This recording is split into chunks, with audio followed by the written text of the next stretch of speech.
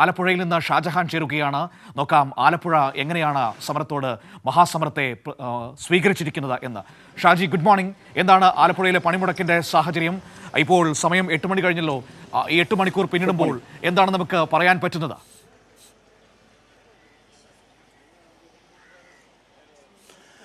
മനു, ആലപ്പുഴയും ഇപ്പോൾ സമാനമായ രീതിയിൽ കേരളം എങ്ങനെയാണ് ഈ പണിമുടക്കിനെ ഏറ്റെടുത്തിരിക്കുന്നത്, സമാനമായ രീതിയിൽ തന്നെയാണ് ടൂറിസം മേഖല കൂടിയായിട്ടുള്ള ആലപ്പുഴയും ഈ സമരത്തെ ഏറ്റെടുത്തിരിക്കുന്നത്. ഹൗസ് ബോട്ടുകളൊന്നും തന്നെ ഓടുന്നില്ല, ജലഗതാഗത വകുപ്പിൻ്റെ ബോട്ടുകളൊന്നും തന്നെ ഓടുന്നില്ല.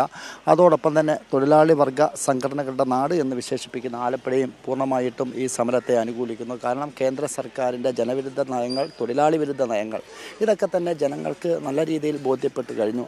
ഈ സാഹചര്യത്തിൽ ഈ സമരത്തോടൊപ്പം നിന്നുകൊണ്ട് തന്നെ കേന്ദ്ര സർക്കാരിനെതിരെയുള്ള കേരളത്തിൻ്റെ പ്രതിഷേധം അതേത് തരത്തിലും കാണിക്കുക എന്നുള്ളതാണ്. ഇപ്പം ഞാൻ KSRTCയിലാണ് നിൽക്കുന്നത്. ആലപ്പുഴയിൽ ചില തൊഴിലാളികളൊക്കെ തന്നെ ഇവിടെ വന്നിട്ടുണ്ട്. എന്താണ്, സമരത്തെ അനുകൂലിച്ചാണോ പ്രതികൂലിച്ചാണോ, എന്താണ് നിങ്ങളുടെയൊക്കെ?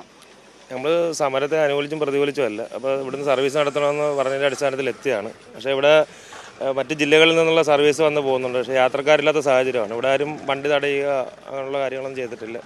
ഇന്ന് അവശ്യ സർവീസായ ചമ്പക്കുളം മൂലംവള്ളംകളി നടക്കുന്ന ദിവസമാണ്. അവിടത്തേക്ക് പോകാൻ വേണ്ടി ബോർഡിട്ട് വണ്ടി പിടിച്ചിട്ട് 1 മണിക്കൂറിലേറെയായി. പക്ഷേ യാത്രക്കാരില്ലാത്ത സാഹചര്യം ആയ കാരണം വണ്ടി പുറപ്പെട്ടിട്ടില്ല ഇതുവരെ.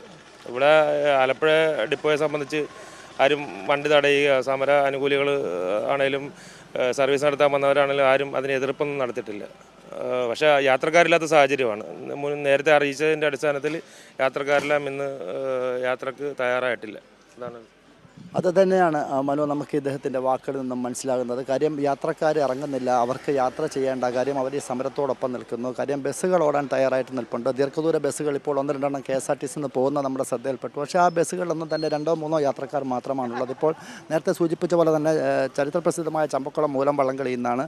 അതുകൊണ്ട് തന്നെ ചങ്ങനാശ്ശേരി റൂട്ടിൽ ബസ് ഓടുന്നുണ്ട്. ആ റൂട്ടിലാണ് ഈ വള്ളംകളി നടക്കുന്നത്. പക്ഷേ എങ്കിൽ പോലും ആ പ്രദേശത്ത് നിന്നും ആളുകൾ വള്ളംകളിക്കായിട്ടെത്തുന്നവർ പോലും ഈ ബസ്സിൽ കയറാത്തത് കൊണ്ട് തന്നെ ഏതാണ്ട് 1 മണിക്കൂറിലധികമായിട്ട് ചമ്പക്കുളം ബസ്സൊക്കെ തന്നെ പിടിച്ചിട്ടിരിക്കുന്നത് നമുക്ക് കാണാൻ സാധിക്കുന്നുണ്ട്.